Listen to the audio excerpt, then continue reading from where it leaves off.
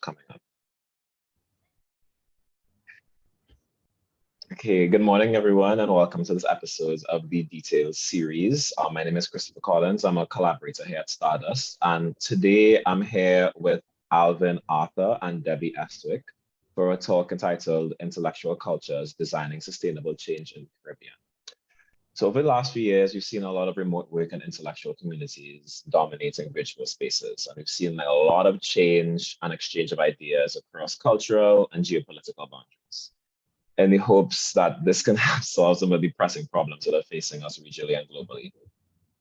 This interaction that we've seen has allowed for wider, more diverse collaboration. And it's also spawned a really interesting thought that there's clearly a need to design and implement systems that not only protect and foster Caribbean nations, but also create opportunities to leverage the Caribbean's true potential in the new digital space, particularly in creating ecologically, economically, and socially sustainable societies. Before we continue, I'd like to introduce, so here we have Alvin Arthur. He is a UX designer and teacher at the cross-section of play, embodiment, and technology. In his own words, he bridges the gap between mainstream education and the way we engage in learning through moving our body. He's the founder of Body Scratch, a gaming service enabled to youth from 8 to 18 to learn the basics of coding through dance challenges. And he's also the co-founder of Whistle, the first online incubator that helps Caribbean entrepreneurs build businesses with a design thinking approach. Also congratulating him on his incubator starting very soon. Next, we have Debbie Estwick. She is a designer, strategist, communicator, and internationally published academic author with a multicultural professional approach in design, business, and advocacy, currently based in Barbados. Her own strategy practice is within private, public, and social sectors and provides a rare plurality that's essential for problem solving with the way where all these worlds collide. One particular notable feat, which I think is amazing when I started to read about it, was your double-blind peer review entitled A Case for Caribbean Design Principles, which is proposed to set principles and advocated for design inclusion in policy development in West Indian Islands in order to capitalize on social, cultural, economic, technological, and economic benefits, which has obviously opened the doors for great discussions. And I believe you invited to go present this as well. Yes. Hello. Yeah, so very much of a mouthful, but so happy to have you both here, and a very long topic, of course. So I guess to get into it, I think the main question we can start about is how exactly would you both define design thinking? Because you're both coming from very different economies, right? Both in Barbados and in the French Caribbean. So Debbie, why don't you start and tell us a little bit about what design thinking means for you?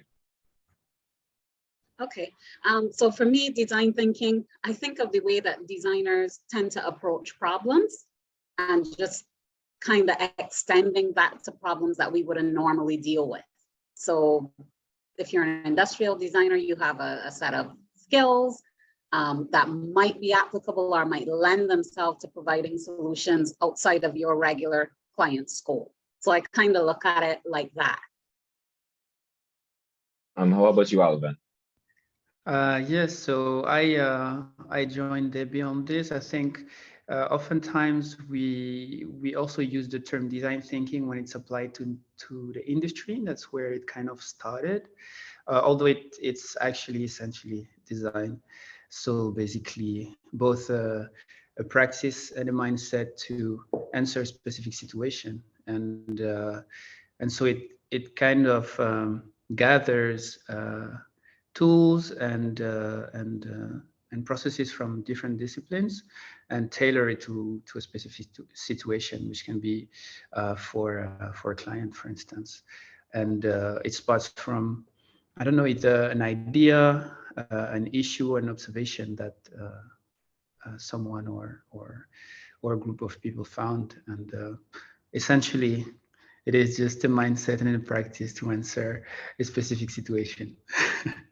And I think that differentiation from design as a process and not a product is very important because, usually, especially as designers yourself, I'm sure you encounter people thinking that you're going to like make a poster and that's going to solve the problem, but it's something much larger than that, right? Kind of leads into one of my other questions because you both work well, regionally, globally, and with a lot of different partners that are not necessarily just based in the Caribbean. And what that also means is that in coming into these processes and with a Caribbean background, your approach is really much so built on the things that you see around you, right? So what do you think from your own experience coming from the Caribbean that you've been able to add to a lot of your collaborations, and what do you think the world can learn from some of those things? If you want, I can start actually.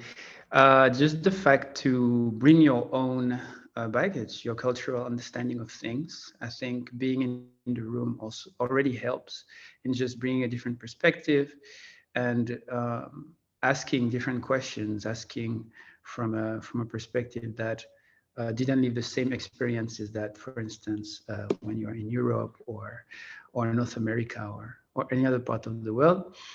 I think, yeah, first acknowledging that, and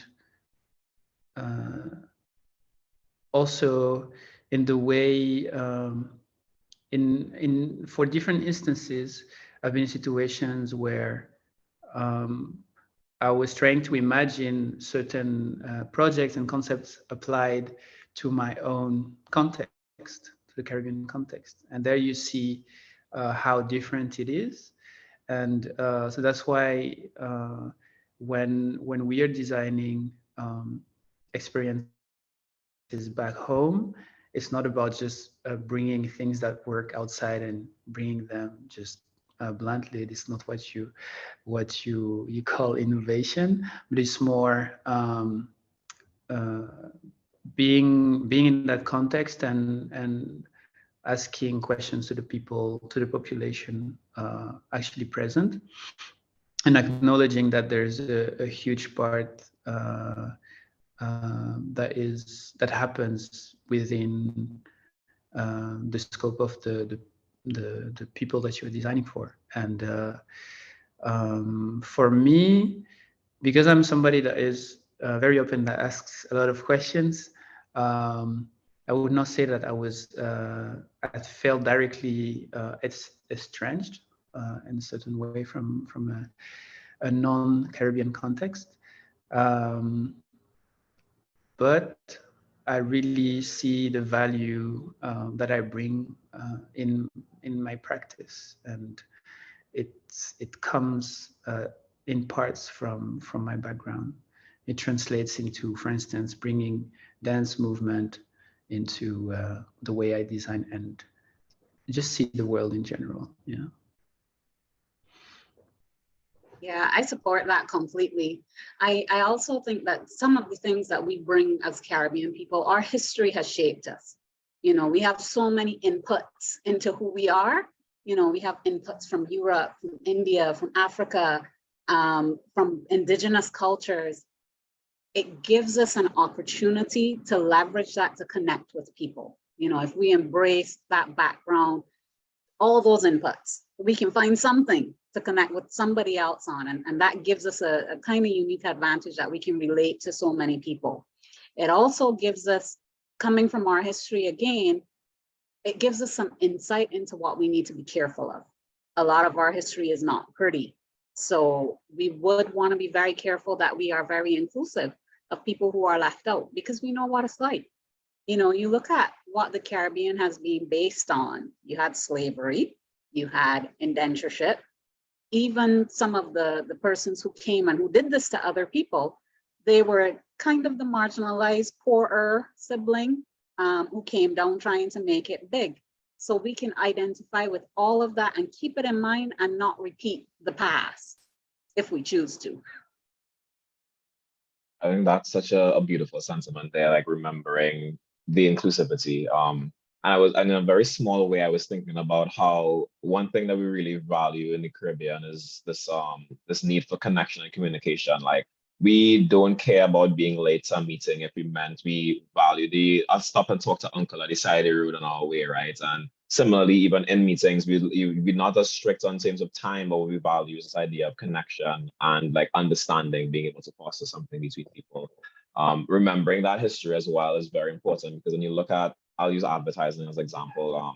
And oftentimes you feel like the faces shown don't even reflect the society that we live in.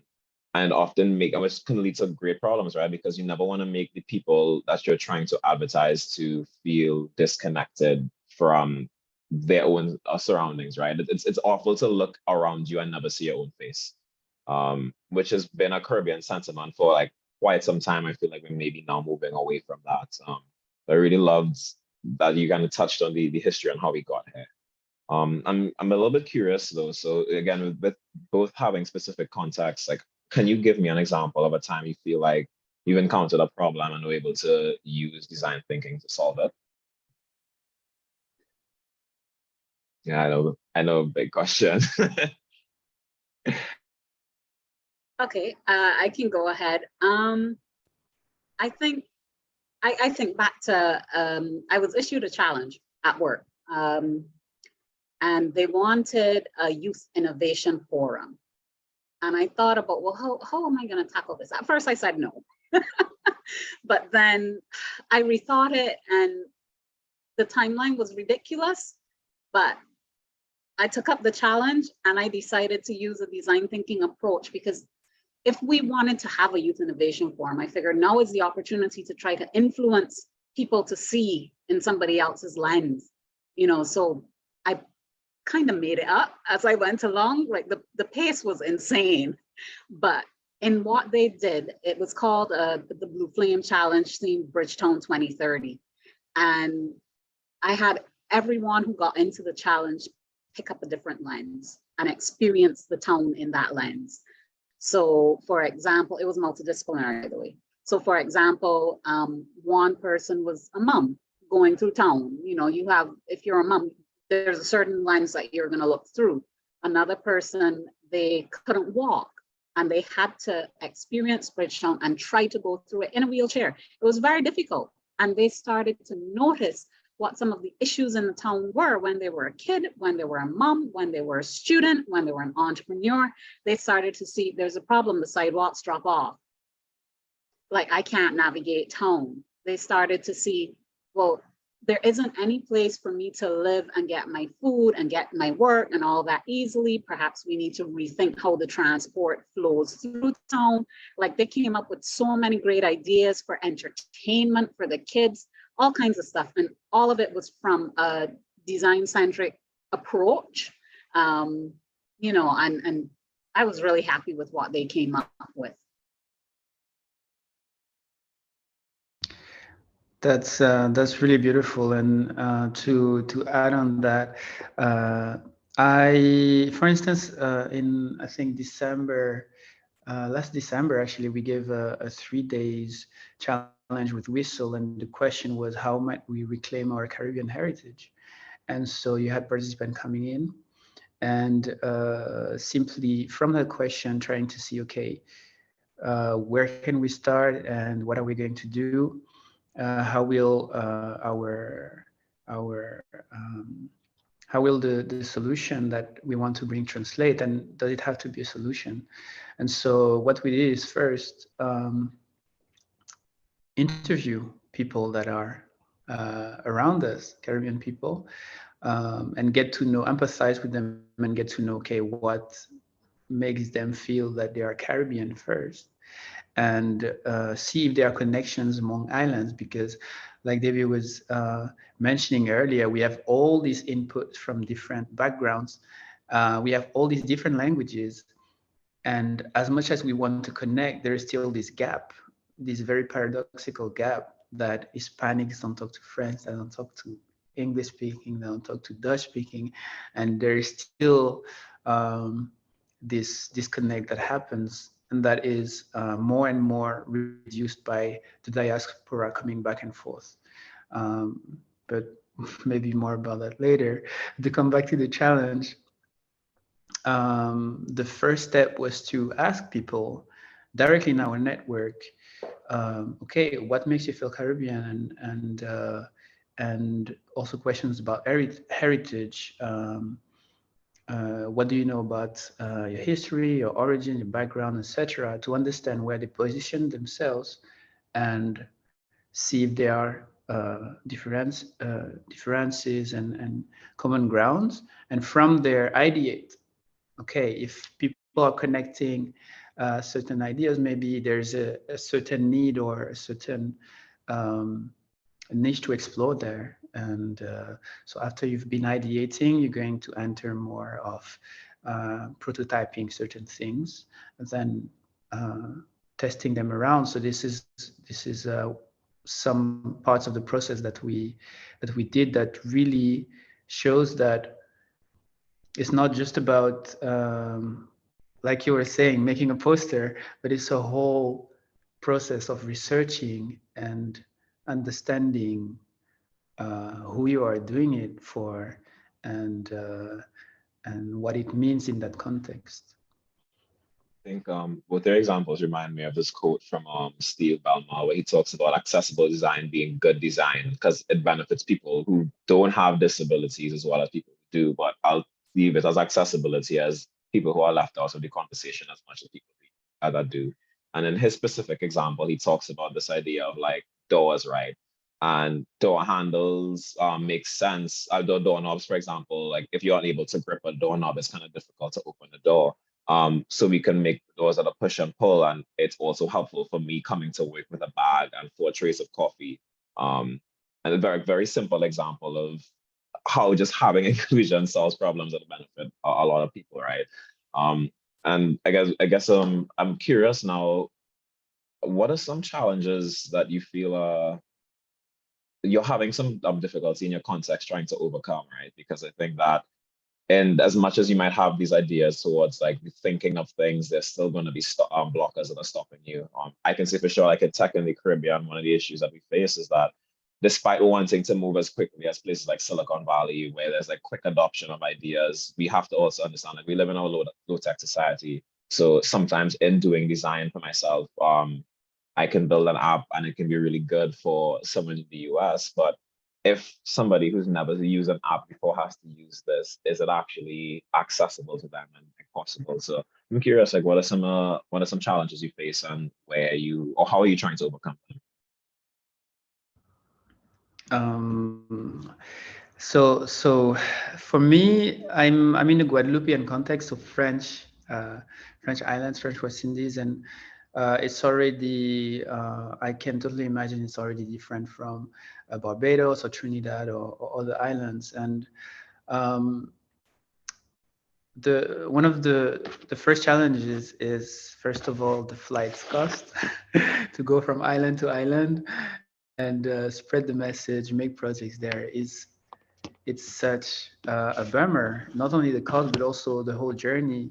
That for me, it's to go to Jamaica, I have to go to the US first and then come back to Jamaica. And this whole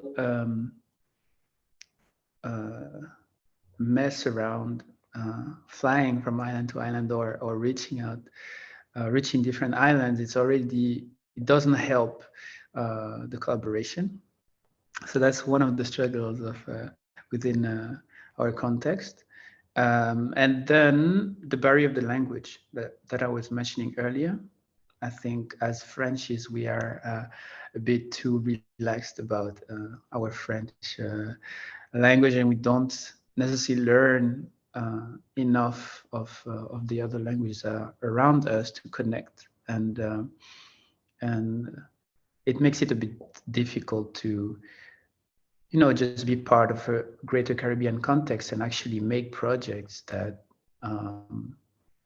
include all the different islands and all these cultures. And another thing that is very important, but it's the difference in affordability. So having a product for somebody from the Bahamas is not the same as somebody from the British Virgin Islands, it's not the same from somebody from St. Vincent and the Grenadines, and it makes such a big difference. When you go to Western Europe, it's a bit more homogenized. When you go to North America, it's a bit more homogenized. Southeast Asia is a bit more homogenized. And the Caribbean is still very, very fluctuating very much. So what happens, for instance, as an incubator who tries to bring who brings, I mean, an incubator that brings quality to the Caribbean, we have a certain pricing, but it doesn't fit to different island profiles. So the challenge here is, okay, how can we make sure that no matter the island or someone from the diaspora, um, how can they access the education, for instance? So we gather partners that are offering scholarships, for instance, to the upcoming incubated projects, and that's one way of solving the issue that is there. And so we are currently working on that so that no matter which island you're from, you can actually complete the incubation. So that's for my part as far as I think right now. Yeah, very similar to Alvin, you know, the access to design and the understanding of the value of design is a challenge for us too. It can be expensive, and because there may be a little bit of ignorance, you know, people haven't seen it in action, so they can't see the value, they can't say, oh, this is worth the investment. It can be a bit of an uphill battle. The other thing that we have to deal with also beyond that is sometimes the buzzwording of design thinking, where it just becomes a buzzword, it loses all its meaning. And then what I've seen sometimes is the actual exclusion of professional designers from jobs that they should probably be involved in, because it does require some technical skill to do it really well. So, you know, like those are just major challenges. I really like Alvin's approach that he mentioned with how he's doing the scholarships and stuff. Perhaps that's something that could work. Because right now, my approach has just been, you know, we might just have to show and not just tell, like we show first and then we tell. And that can be difficult because it does require a lot of dedication, commitment, sacrifice, and all these things to even try to do that. And everybody's not going to be up for that. So that's just the reality. Yes, I agree actually to show first, and then it's so much clearer for people to understand, because it's not only words, it's really like, okay, that's how it actually works, and they can really identify with the situation. And there is another point that you mentioned earlier that I just the buzzwording.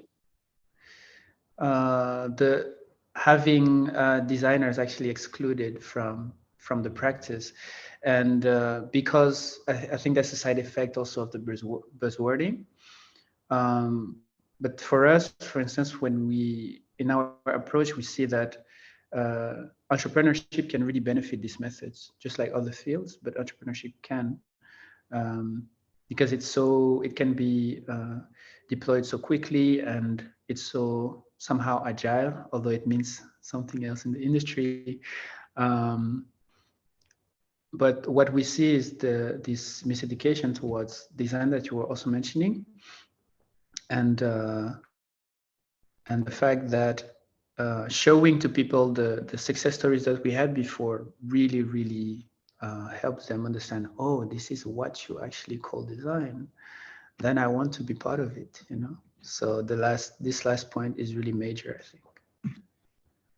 I'm trying to find through threads and like values that we can now share based on what you're saying, and I'm getting ideas of like inclusivity, you know, making sure people are involved, this idea of like resilience and kind of understanding that not only being from the Caribbean, but also just trying to apply high level thinking to projects. They take a level of resilience and rigor, and also a certain level of confidence and comfort to show what you're doing. And I mean, I'm sure every designer, every creative has a level of discomfort with sharing the things that they do and talking about it.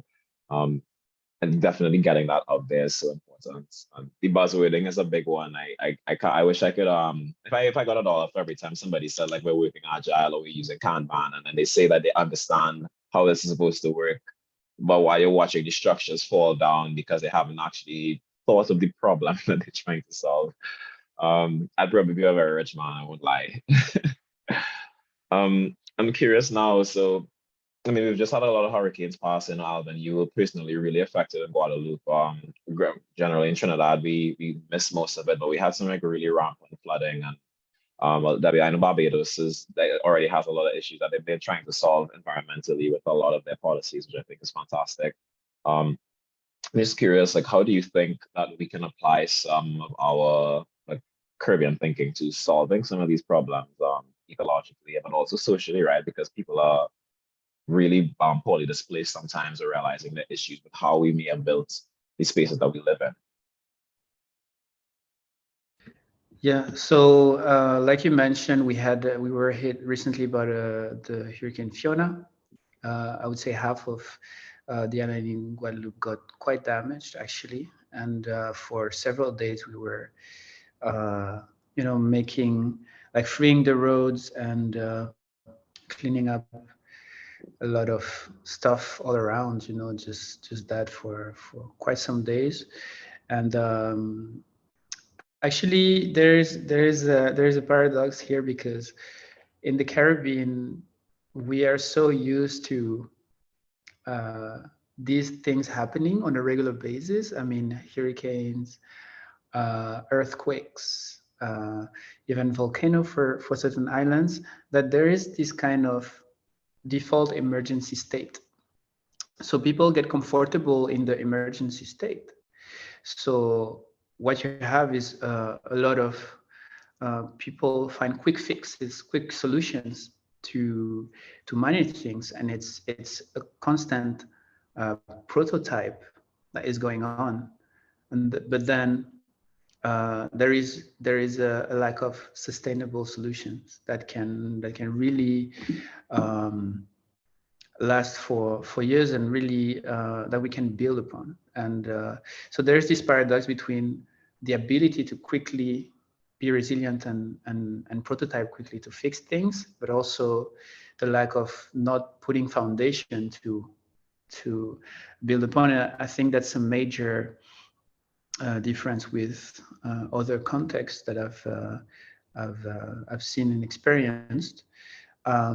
So to me, I think using the creativity of people on a daily basis to find quick solutions and quick fixes is a way to approach it, but also see and help facilitate solutions that are more sustainable. And it's done in community. It's done with different actors, different professions. But I think entrepreneurship and quick showcases can definitely help people understanding the power of design thinking and the power that it can bring to the Caribbean. Yeah, I really want to support what Alvin said. I was actually going to answer the question in a different way, but then when he talked about, the quick fixes and stuff, I was like, we are really good at that, like that making do, and we will whip up something quick with 2 pieces of galvanized, and maybe what we need to do, this is more on the every person side of things, is start documenting those things that we do. Those quick fixes, so that the next quick fix is a level up of the previous quick fix. And that might help us a lot get somewhere. The other side I was thinking of things was in a larger frame where we should probably have more kinds of efforts, more challenges, more projects that address the problems that affect us. We have seen a lot of this work kind of happening, at least in Barbados. I don't know how it is in Guadeloupe, but where you'll have entities that will look for projects that focus specifically on sargassum because that affects us, and other climate action areas. I think that's really important, and we need to have more of that, but we also need to put more support behind them. Very often, a lot of the work in that clean tech space, it doesn't follow the same standards as business as usual. So if you're measuring it in that way, it may not look like it's the best path forward, but in the long run, it might be. It usually probably would be, because if we destroy the planet, we kill ourselves. So yeah, maybe we should encourage, more climate conscious projects and support them more.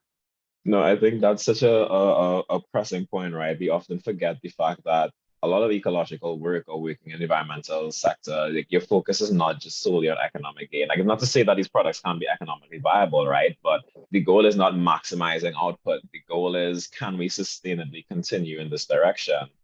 And can we not burn the planet in the process? Like, two very simple asks. I think you both really touched on some really important issues, and you pointed out something really cool. Sometimes people forget that Caribbean people are very good at prototyping. I think that's something even I forget as well. But we're really lean in the way that we work, right? We're always working with what we have and finding ingenious solutions to solve problems as soon as we can. And I think that's a really good takeaway. I think to close, I'm just curious if you had to leave this conversation by inciting a piece of your years of knowledge onto somebody to say how they can leverage design thinking, or something that they can think about themselves as Caribbean people that can help them move forward through their lives, what would you have to say? It's a big question again, so it takes some time. First, the first things that comes to me is, as a Caribbean person, your perspective has value, because you've been in a context that is on a yearly basis completely changed constantly. So your context has value, and what you bring on the table is immensely valuable. Now, how to leverage that, that's the challenge. What I found that from my perspective is that when you combine design thinking to entrepreneurship, that works really well. Why? Because entrepreneurship is really tied to the quick fixes and prototyping, because you have to. And design thinking is here to frame the process and gather all the stakeholders, all the people that should be in the conversation and that can bring that inclusion that Debbie was mentioning earlier. So I'm not trying to make of you an entrepreneur and a designer, but I'm just saying, first off, keep on finding your voice, because it really truly matters. And once you have that, find a way to express it in the context with tools such as entrepreneurship and design thinking, which are made for such context. Yeah, I love how Alvin validated our perspective. I like that. I also think that if we can think a lot more deeply, we are good at the quick fix, but can we also think a lot more about what things mean? And this is probably bringing in the other side of design that people kind of know it for, but maybe we need to think about that side too, so that it is very appealing what we create to other people. I'm not saying that it has to look, American or European or whatever, but let's think about what it means to us, and get a lot of that depth of philosophical thinking beyond just the quick fix. So let's see how we could make it better. Can we improve it? Are there better approaches? Can we, maybe the process that we use could be different, but constantly kind of being on the lookout for improvements that still keep the heart of what we do and that still keep our values embedded, which usually they will be a lot more sustainable what we come up with ourselves. That was really lovely, both of you. I already feel inspired, and definitely have things I'm going to try to apply as well in my own work as a designer as well. I'd like to thank you both so much for taking your time out today and having this conversation. I'm looking forward to the work that you both do, of course. I mean, Debbie, you're doing an amazing work in Barbados now, helping prepare the young, both people of all ages, to export themselves both as people and products for the wider world. And Alvin as well, you're helping inspire Caribbean people to take themselves and get a better understanding of what they can do as entrepreneurs to help their businesses flourish. So I'm looking forward to the work that you both do, and thank you so much for being here today. Thank you. Thank you so much It for was a having me. pleasure.